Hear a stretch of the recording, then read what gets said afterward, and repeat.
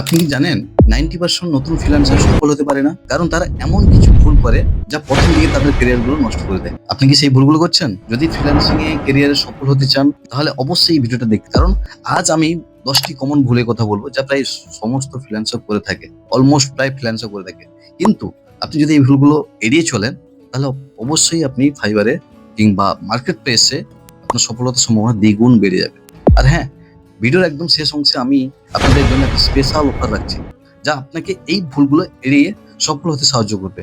তাই ভিডিওটি শেষ অবধি দেখতে থাকুন। হাই, আমি সঞ্জয় মালি। আমি একজন প্রফেশনাল ফ্রিল্যান্সার এবং ফ্রিল্যান্সিং ট্রেনার। আমি ফ্রিল্যান্সিং নিয়ে কন্টেন্ট তৈরি করে থাকি যাতে আপনি সহজে আপনার ক্যারিয়ারটা গড়তে পারেন। যদি আপনার কন্টেন্ট ভালো লেগে থাকে তাহলে অবশ্যই আমাদের চ্যানেলটিকে সাবস্ক্রাইব করতে ভুলবেন না। প্রথম যে ভুলটা করে থাকি আমরা, স্কিল না শিখেই মার্কেট প্লেসে অ্যাকাউন্ট খুলে ফেলি। অনেকে কি ভাবে মার্কেট প্লেসে অ্যাকাউন্ট খুললে হয়তো কাজ পাওয়া যাবে, কিন্তু যদি স্কিল না থাকে তাহলে অ্যাকাউন্ট খোলা কোন লাভ হবে না। অতএব আপনাকে আগে স্কিল গ্যাদার করতে হবে, দেন তারপর আপনাকে মার্কেট প্লেসে অ্যাকাউন্ট খুলতে হবে। উইথাউট স্কিলে কোনো রকম অ্যাকাউন্ট করে লাভ হবে না। কিন্তু 2 নম্বর যে ভুলটা করে থাকি কি, যে একাধিক স্কিল শেখার চেষ্টা করি।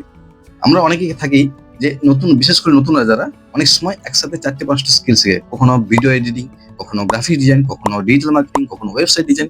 একসাথে 4টে-5টা স্কিল শেখার চেষ্টা করে, কিন্তু এতে কোনো স্কিলে পারদর্শী হতে পারে না। কিন্তু এক কথায় কোনো একটা স্কিলে সে যে এক্সপার্ট হবে, এক্সপার্ট হতে পারে না। এখানে একটু ওখানে একটু এমনটা হয়।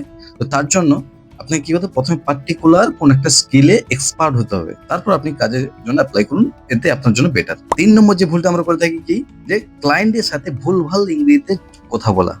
অনেকে থাকে কিন্তু এটা, বিশেষ করে নতুনদের ক্ষেত্রে প্রবলেম হয় যে যদি আপনার নিজের ক্ষেত্রে আপনার ইংরেজিতে দুর্বল মনে হয় তাহলে ক্লায়েন্টের সাথে কমিউনিকেশন করতে সমস্যা হবেই। অতএব আপনাকে কি করতে হবে, অত্যন্ত বেসিক ইংলিশটুকু ভালোভাবে আপনাকে জানতে হবে। বুঝে গেল?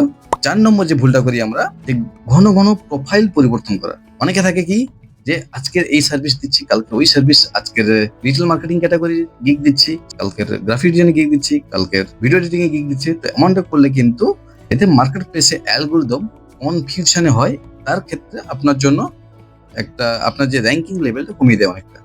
অতএব কি করতে হবে, পার্টিকুলার কোন একটা ক্যাটাগরির উপর প্রোফাইল তৈরি করতে হবে, দেন তার উপরে আপনাকে রেগুলার বেসিসে কাজ করে দিতে। বুঝে গেল? 5 নম্বর যে ভুলটা করি আমরা, কপি পেস্ট করা। অনেকেই থাকে কি, যে অন্যের প্রোফাইলের সমস্ত কিছু কপি করে, অন্যের প্রোফাইলে ডেসক্রিপশন কপি করে, অন্যের প্রোফাইলে গিগ কপি করে।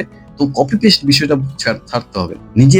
অন্যের দেখে আইডিয়া নিয়ে নিজের মতো করে তৈরি করতে হবে, বাট নো কপি পেস্ট। অতএব কপি পেস্ট করা যাবে না। 6 নম্বর যে ভুলটা করে থাকে কি, কম প্রাইজে কাজ নেওয়া। অনেক ক্লায়েন্ট থাকবে, বিশেষ করে নতুন যেসব ফ্রিল্যান্সার তাদেরকে টার্গেট করে যে কম প্রাইজে কাজটা করে নেওয়া। তো কি করতে হবে, কম প্রাইজে কাজ করা যাবে না, এতে কিন্তু আপনার সার্ভিসের ভ্যালু কমে যাবে। বুঝে গেল? অতএব 7 নম্বর যে ভুলটা আমরা করে থাকি, যে নিজের ব্র্যান্ডিং না করা। শুধুমাত্র মার্কেট প্লেসের উপর নির্ভর না করে নিজের পোর্টফোলিও ওয়েবসাইট কিংবা সোশ্যাল মিডিয়া সাইটে অ্যাক্টিভ থাকতে হবে।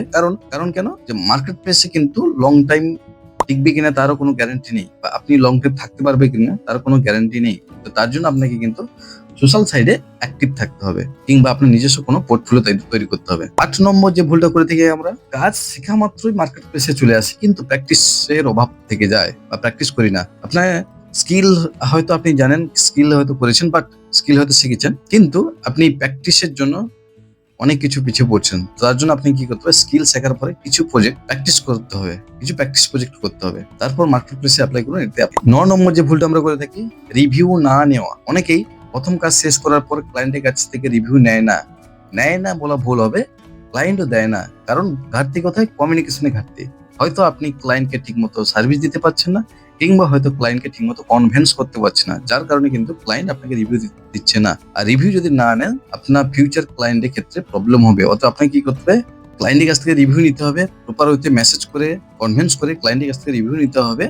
এবং নেওয়া রিভিউটা নিলে কি হয়, আপনার ভবিষ্যৎ যেসব ক্লায়েন্টগুলো আসবে সেসব ক্লায়েন্টগুলো অনায়াসে আপনাকে ট্রাস্ট করবে। তো এদিকটা আপনাকে খেয়াল রাখতে হবে।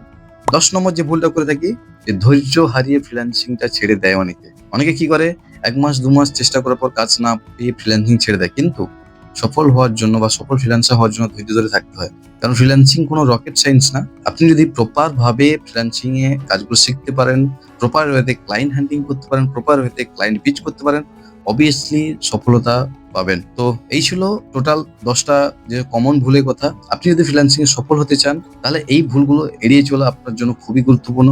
কিন্তু আপনি যদি আরো ডিটেল জানতে চান এবং সঠিক স্ট্র্যাটেজি ফলো করতে চান, তাহলে আমি আপনার জন্য নতুন একটি ফ্রিল্যান্সিং ইবুকের সাজেশন দেবো। এই বুকটিতে আমাদের ভিডিও ডেসক্রিপশনে লিংক দেওয়া থাকবে, জাস্ট ক্লিক করে আপনি বইটা ওপেন করে দেখতে পারবেন। এই বুকটাতে আপনি শিখবেন কোন স্কিল বাছাই করবেন, কিভাবে প্রোফাইল অপটিমাইজেশন করবেন, কিভাবে ক্লায়েন্ট পাবেন, কিভাবে মার্কেট প্লেস ছাড়াও ইনকাম করতে পারবেন।